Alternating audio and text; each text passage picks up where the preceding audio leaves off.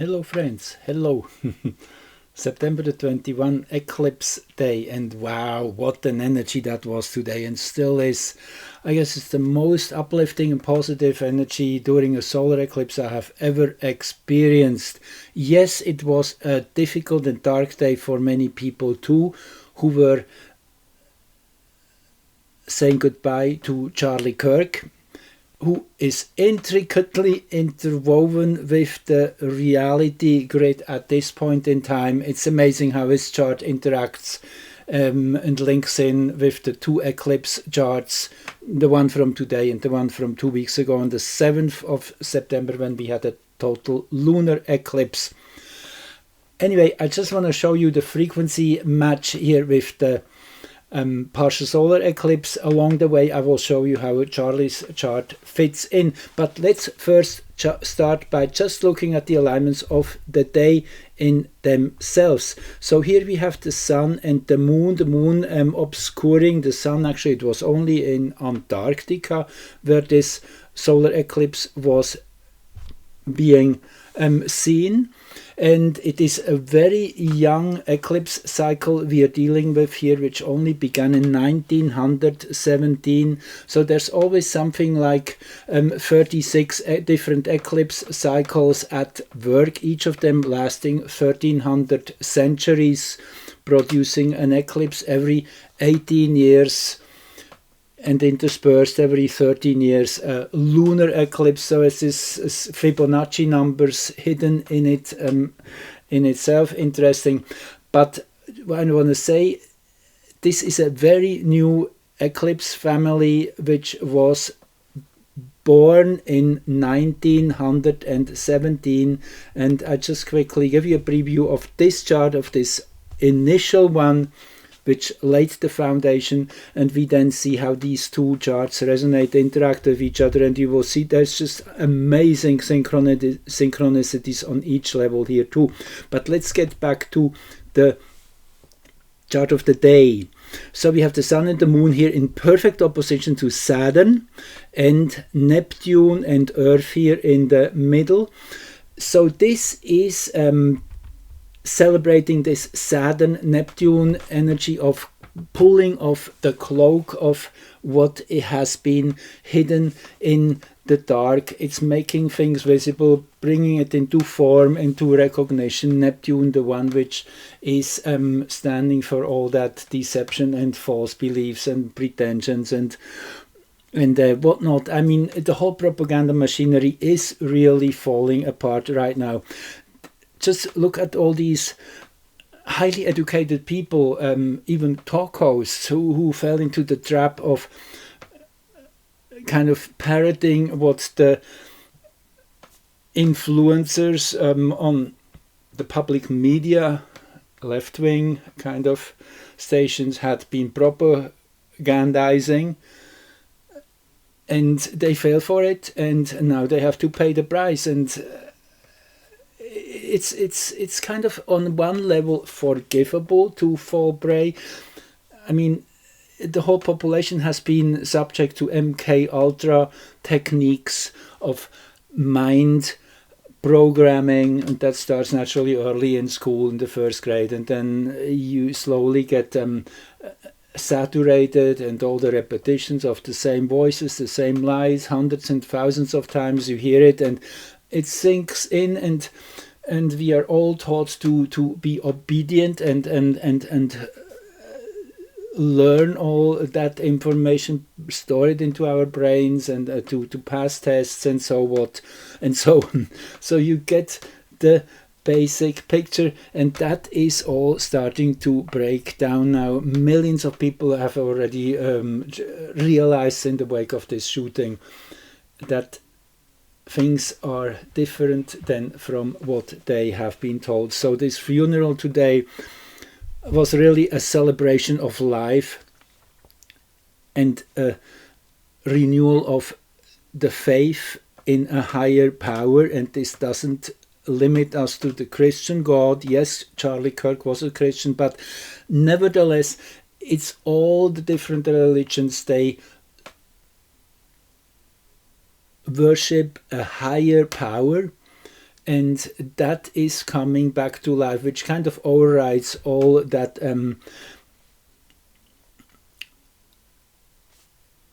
lower frequency thinking. I mean, Jesus' message, after all, is very inclusive. It is basically to be forgiving and understanding, and by that simple action of seeing that everything in the end is, even the dark side has been created by God, because God is the ultimate creator, and the polarization is only there to create the momentum of evolution.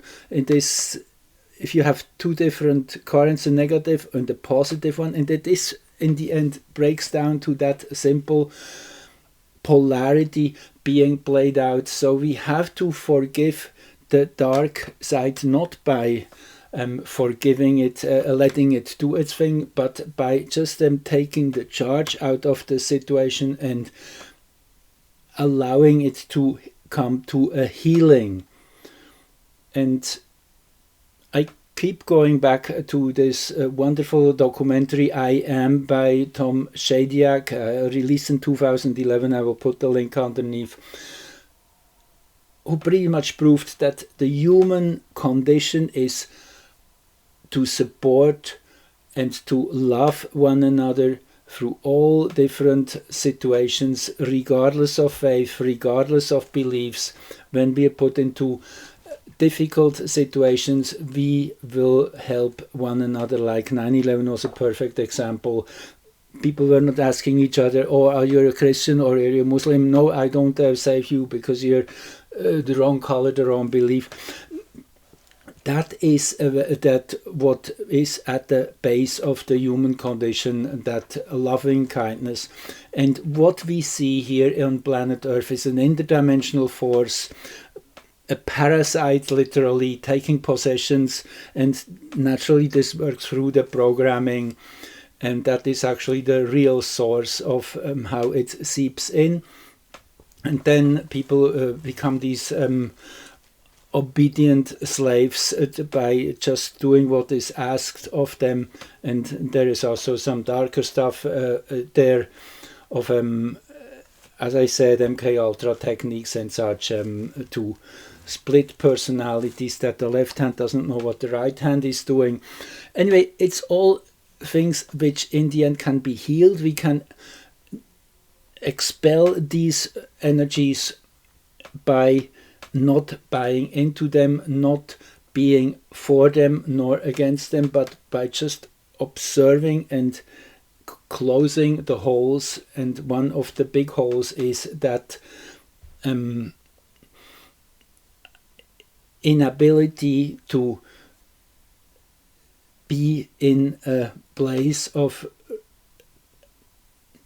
receiving and incorporating this higher frequency of the divine, bringing it back down to earth. And that is happening right now with Neptune in the first degree of Aries. This is a big renewal, as I already said in my prior recordings. This is really the big event, which will come exact in February 20th, 2026. But before that already, for the whole time, we have this wonderful blue symmetry here between Jupiter, the dark moon, and the node on one end, which basically enables that benevolence to come to the surface of knowing and trusting that even the dark is part of a greater symphony, and it plays its vital role in accelerating evolution.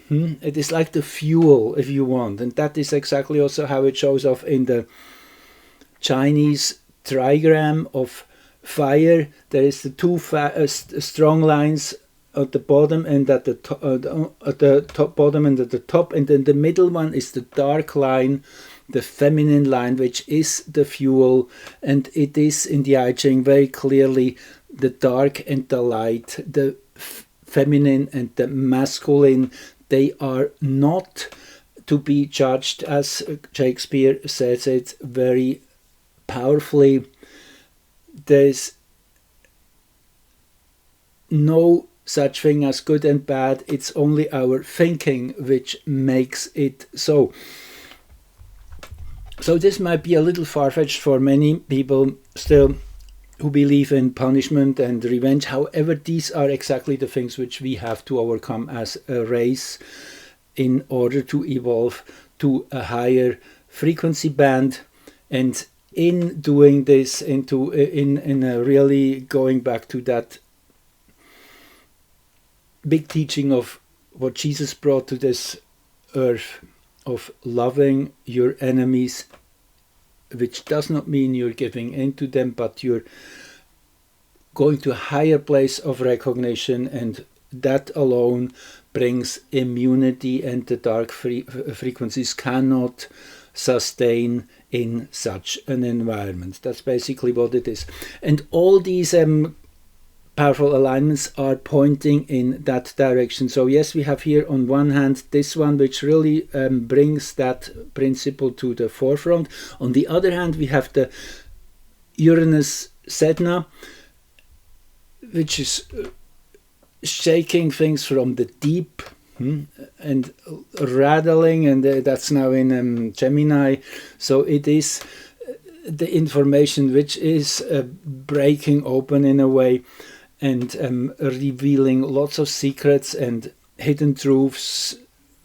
Sedna, I often see Sedna as that vault of deep and powerful information brought back from thousands of years of having traveled around the sun, which is 11,000 years or more.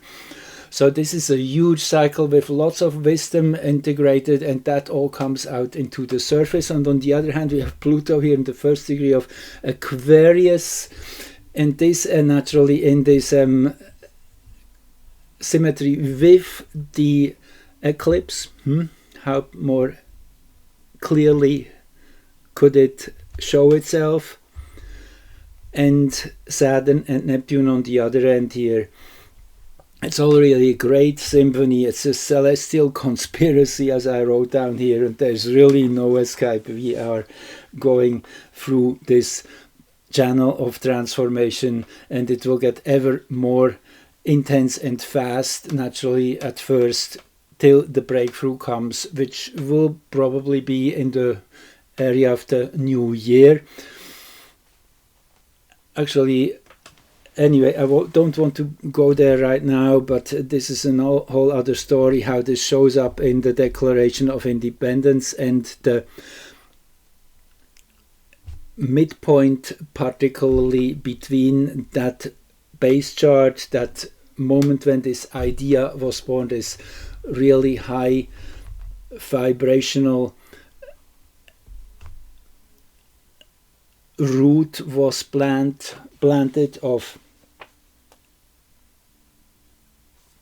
basically the same values as the French Revolution had, but way more spelled out in its many aspects, which is égalité, fraternité et liberté, freedom,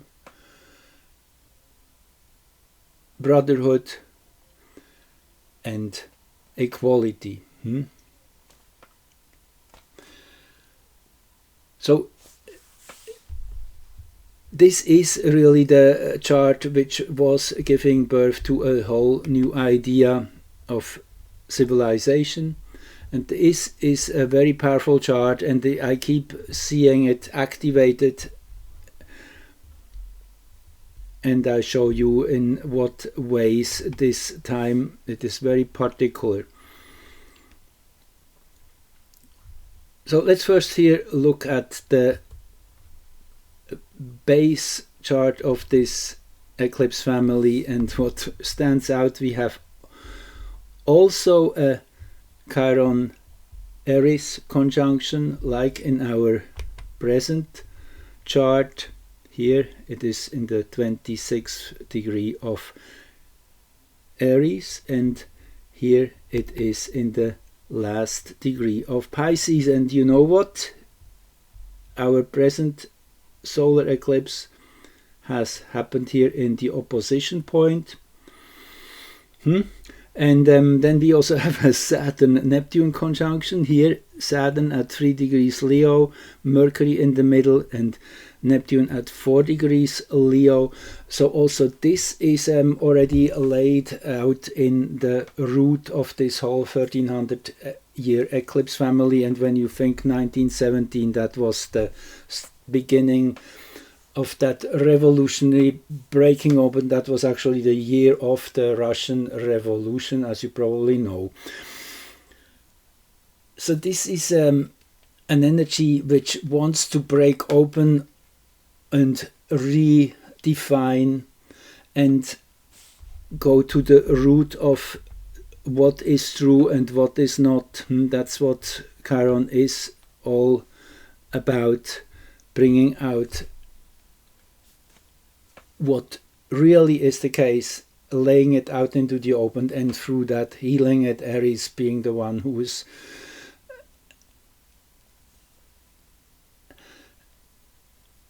arguing and seeing things from many different sides. But it's a purification really of Aries in a way, which is all about coming to that higher truth, challenging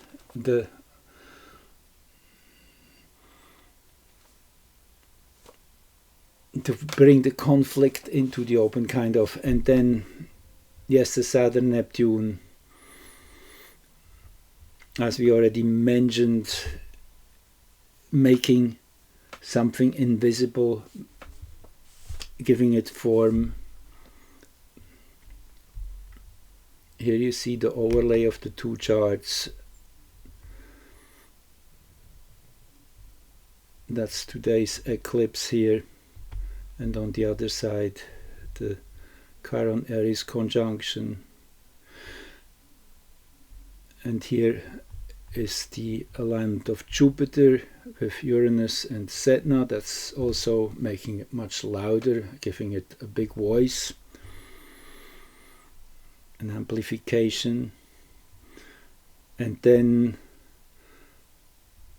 Uranus here in a perfect T-square here to the ascendant, descendant. And then I didn't even mention Arrokoth yet. Arrokoth here at the top of the chart. In Arrokoth, the one who sees the many different pieces of the puzzles as an integrated whole, seeing the whole sky in one experience. Means it's also that overarching time and space, and really comprehending what the whole drama entails, and seeing the core of what is really going on. The direct perception, hexagram 61 rules here. And when I mentioned the hexagrams, you can find in the description under the video the link to this overlay of the 64 hexagrams based on the teachings of the Human Design System, which is a super powerful addition to astrology, bringing a whole new dimension of meaning. So now look at this. This is now Charlie's birth chart. His consciousness axis, here the 25th degree of Leo, Aquarius, actually Saturn here right at the root of the chart. And thank you, Mark Harris, you have been providing me with the exact time of his birth, as he also did the research on the exact time of the shooting, which I will show you in a minute. Anyway, to start with, Saturn here at the root of the chart already shows that he is taking the impact in a way. He is the one which goes first, and there's this hero actually in Swiss history. The Swiss were very revolutionary in the 13th century. They stood up against the Habsburgian occupation, so to say, and they had their pretty much only their their slingshots, their crossbows, and these armed Austrians at the time, they had their spears and their anyway. He went first, and he embraced a whole bunch of spears, and they naturally all came towards him. He embraced them, naturally sacrificed himself, and through that made an opening into the lines where the other compatriots were then able to enter, break through the lines of the enemy. That's kind of what Charlie has done. Naturally, he has not really done that consciously, but still he has allowed this to happen. He has, on a higher level of truth, has been agreed already on going that path, on taking that lead, sacrificing himself. I'm pretty sure his soul knew in advance what was his path. That's why he was so much on fire, to really burn the candle from both sides. And that's what he did with Mars and Mercury here rising in Scorpio. Yes, he was the voice of a new creation cycle coming in. Hexagram 1 rules here the creative, which is that power of heaven coming down on earth and leaving its imprint, setting things on fire. And that's definitely what he did also with Pluto in the first house. And you see that perfect Pluto square. So Pluto is here extremely elevated in Scorpio in its own sign, really showing what we already know. He was someone who was able to truly transmute energies and become the medium for that. And as I said earlier, he has now grown into superhuman size. His impact is enormous. Just at the here on this day of the eclipse, having his funeral, then this in itself speaks volumes. And in Phoenix, where his celebration was, literally a celebration of faith, there were all these high-level speakers: President Trump, J.D. Vance, Marco Rubio, Pete Hegseth, Erica, his wife naturally, Tulsi Gabbard, RFK Jr., Stephen Miller, Trump Jr., Susie Wiles. That's just a list here, which I see published by Laura Aboley on her Telegram channel. And also at the same time, Matt Gaetz, red-pilled millions watching OANN, that Netanyahu was really the one funding Hamas with 30 million a month. And Charlie Kirk had suspected that there was a stand-down order which allowed for the October 7 event as a pretext to ethnically cleanse Gaza. So this is big stuff. That's all happening on this one day alone. Now I want to show you how Charlie's chart fits into the present geometry of this eclipse. So you see 2404 as the major axis of his chart of consciousness, of focus.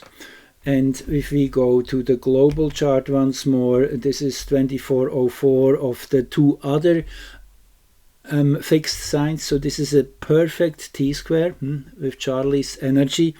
And sure, he's almost the one which is kind of now holding the the ground and giving the platform for something new to develop. That's literally what it means with this horizon here being defined or anchored with his consciousness axis. Yes, his energy is definitely still around. There's no question to that. And if we look at the same chart here, the partial eclipse for Philadelphia, which is the birthplace of the United States of America, the Declaration of Independence was signed in that location. And here is the 14th degree, 1341 at the root here of Taurus, 1341 naturally on the other side in Scorpio. And if we go back to Charlie's chart, you see 1350, 1350. So it's really unbelievable, the symmetry which shows here. So which really proves my point, which I already made, that he knew deep down this was his mission, this was how to leave his lasting impact. He definitely died on Mount Everest at the very top of his path, the highest place he could ever be. And he and I'm sure he did laugh afterwards when he saw how what enormous impact this sacrifice had. It's like in a chess game in a way. Sometimes you have to sacrifice a very highly valued character in order to set a trap in a way to make the other party do a uncontrolled move. And that's exactly what we are seeing here with what is going on. So let's just look here at the other charts I have lined up. So just yes, this is another really interesting one here. You see Mars in today's eclipse chart is at the last degree of Libra, at the very high point of this cardinal sign. And Libra is super important as we're just at the a day away from entering this new season. So this is also an end of season event. This is the world axis, the 0 degrees cardinal, where things play out in public in big time. And naturally, again, this event today in Phoenix is just a prime example of what a deep impact an event on this day can have. So Mars is in that sense the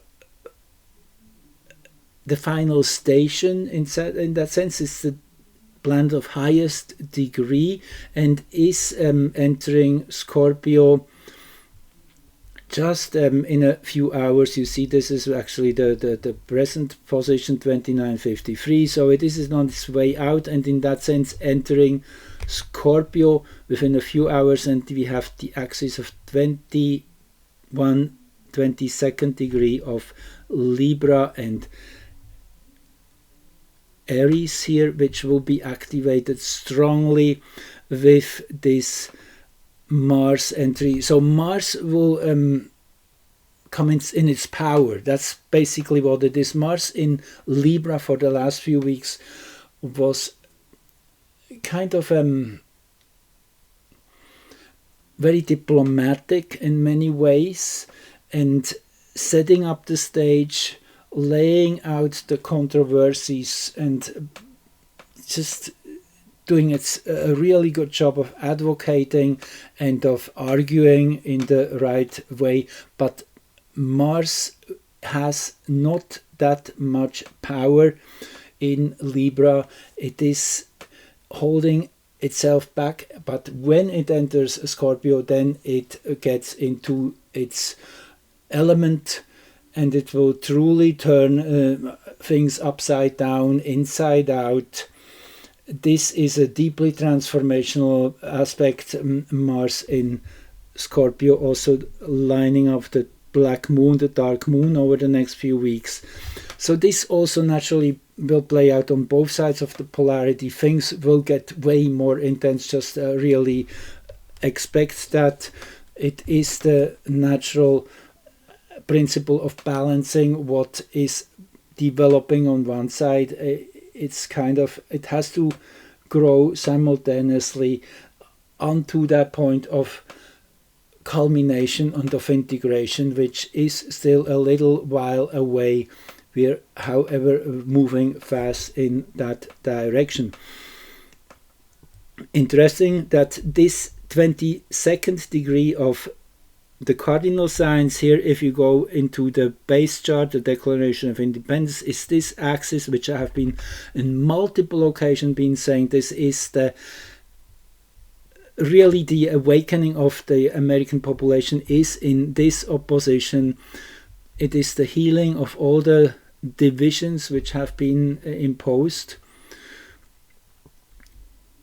Juno, the one which is about teamwork, working together, supporting one another, regardless. That is symbolized by Zeus' wife Hera, which in the Greek tradition has the name Juno, being the wife of Jupiter in that sense. Jupiter being the equivalent to Zeus in the Greek system, the king of the gods. But she is very forgiving in that sense. She holds her husband in, supports him and protects him, even if there's some hidden conflicts. I mean, she was hurt many times, him doing his obsessive, extravagant affairs with other nymphs and goddesses, Zeus in particular. I guess it's similar probably in the Roman mythology, and it's exactly interesting how these two are resonating on a similar level. It's kind of the Roman has become a copy, is an upgraded version of the Greek philosophy. Anyway, that is this story. Also Mars squaring here Pluto. Yes, it will get definitely more intense in that 21st degree. Again, that Juno Chiron axis being activated. Now, okay, let's go back to Mr. Charlie, and you see that is his Sun-Earth axis. So he is really one who was pioneering to break this open, this segmented division of population, bringing people together. I guess that's truly what his work was in short. Bridging two different visions. So anyway, I could go on. I'm not sure if I should. Maybe one more chart here. Yeah, this is okay. Right, this is his incarnation chart. That is based on the human design system. That is that second moment, exactly 88 degrees prior to birth. So in this chart you see the 23rd degree of Cancer is where the sun was, and again that axis of 20 degrees of Libra, Aries. So very much in support of, again, what we say here. So I mean, you could even say Charlie was born for this role. He came in with a mission, and he definitely completed his mission and beyond. And this chart is another proof of that, how it fits all together like different pieces of a puzzle. This was the moment of assassination. Another fascinating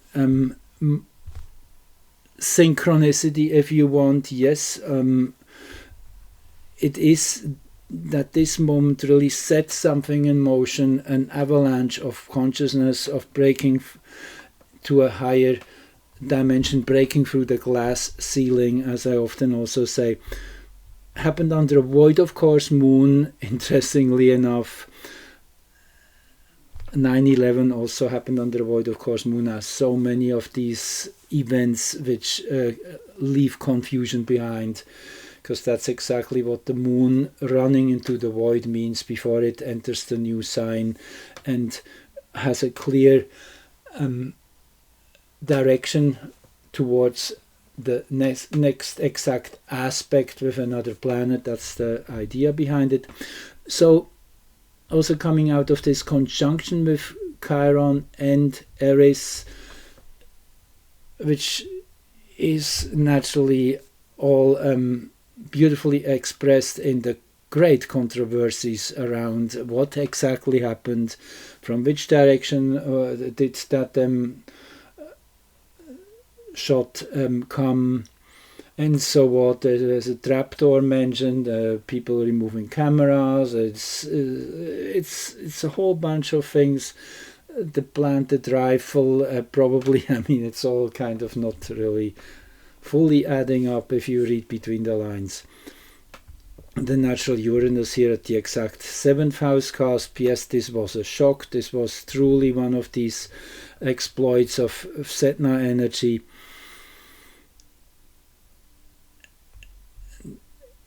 Yeah, I could go on and on. There's many synchronicities here in this chart alone.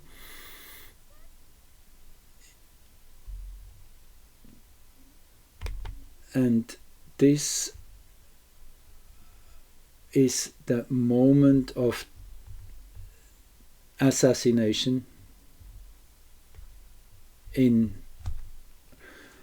as a time marker, and the midpoint between this intense moment in time with the time capsule, so to say, of when the Declaration of Independence was planted, when that spark was lit, that place where these two energies meet, where that base energy interacts with the present standing wave of reality, if you want. It's like two big spheres and they're touching each other in exactly one point, and that is on February the 7th, 1901 at 8:47:24 a.m. That is the exact time-space midpoint.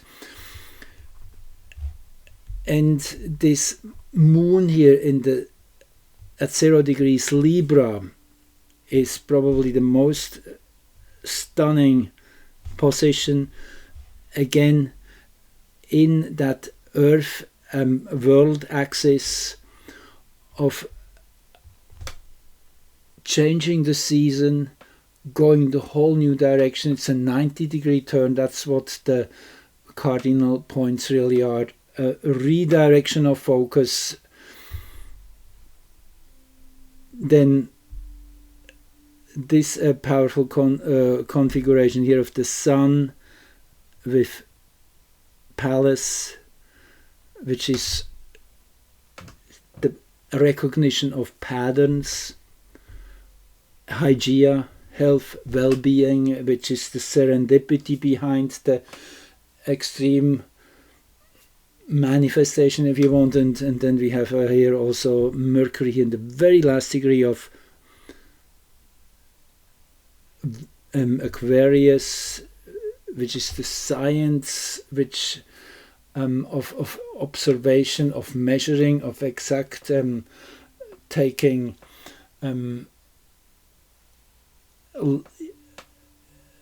taking account of what has been going on. The Pluto Uranus opposition here, that is a long-standing feature. And then, interestingly enough, there is this retrograde Mars. Now, this was interesting to look a little bit deeper into. So, this chart naturally moves at half the speed. I mean, you can say that the interaction point, because we have the still point of the the time capsule of when the Declaration of Independence was rooted into the ground, into the time-space grid, when that imprint was laid. And then we have the standing wave of the now, so the midpoint moves at half the speed. So I just looked up how many days in the future Mars would turn corner, become stationary direct again, and it's 56 days here in the midpoints, which translates to 112 days. And okay, I found this really interesting. So you see here, I did it. I just rolled this chart forward to that point, which those 56 days, as I mentioned, gets us to April the 4th, 1901. So you see, if I go 1 second back, here is Mars. Just watch that, then you see the R appearing. So this is the last second Mars is still moving backwards, pretty much exactly standing still, but there is this 0 point, and 1 second later Mars has really now passed through the 0 point. And that April 4th, 1901, you won't believe.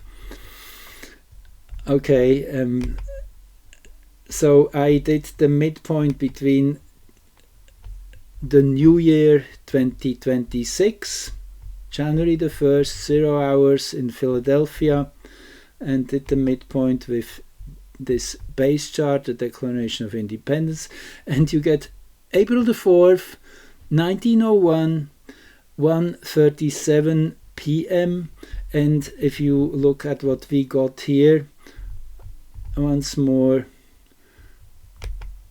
here we have 6:52 a.m. on that same day. So in other words, just hours before we step into the year 2026, just hours before that, it's unbelievable. So January the 1st, 2026 seems to be indicating a major energy shift happening. Anyway, I'll leave it at that. And here you see what's happening presently on the sun. Also something really interesting. Space weather is a good place to go for those things. Thank you for joining and listening, and then talk to you soon again. Bye bye. Love you all. Bye bye.